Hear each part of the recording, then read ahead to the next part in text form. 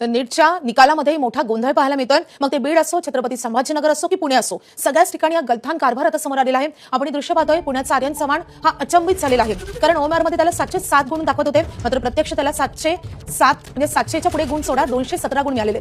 तर दुसरीकडे छत्रपती संभाजीनगरमध्ये आणि बीडच्या सोहम गवतीच्या बाबतीतही असाच प्रकार घडलेला आहे। वडवणीच्या ज्ञानेश्वरीलाही मोठा धक्का मिळालेला आहे, कारण ओएमआर मध्ये तिला 700 गुण दाखवत होते, मात्र प्रत्यक्षात केवळ 87 गुण मिळाले। बीडच्या सोहम गवतेला 522 गुण ओएमआर शीट मध्ये दाखवले जात होते, मात्र गुणपत्रिकेत त्यालाही 100 पेक्षा कमी गुण मिळालेले आहेत। त्यामुळे या सगळ्या विद्यार्थ्यांचा भवितव्याचा मोठा प्रश्न उपस्थित झालेला आहे। आधी परीक्षा प्रक्रियेमध्ये मोठा घोळ झाला, पेपर फुटी झाली, त्यामुळे विद्यार्थ्यांनी केलेला सगळा अभ्यास पुन्हा एकदा विद्यार्थ्यांना करावा लागला। विद्यार्थ्यांचा एकूणच संताप त्यावेळी देखील पाहायला मिळालेला होता। त्यानंतर पुन्हा परीक्षा झाली, आता तरी नीट निकाल लागेल अशी अपेक्षा या सगळ्या विद्यार्थ्यांना होती, मात्र तिथेही त्यांना पुन्हा धक्का बसलेला आहे। त्यामुळे एनटीएच्या या सगळ्या कारभारावर पुन्हा एकदा मोठा प्रश्न उपस्थित होत आहे। अर्थात एनटीए सगळ्याची नोंद घेणार का आणि विद्यार्थ्यांच्या या भवितव्याविषयी आता तरी गांभीर्यपूर्वक असे काही पावलं उचलणार काय पाहणं महत्त्वाचं असणार आहे। दुसऱ्या बाजूला आपण पाहतोय की आंदोलन सुरू आहे, धर्मेंद्र प्रधान यांच्या राजीनाम्याची मागणी केली जाते।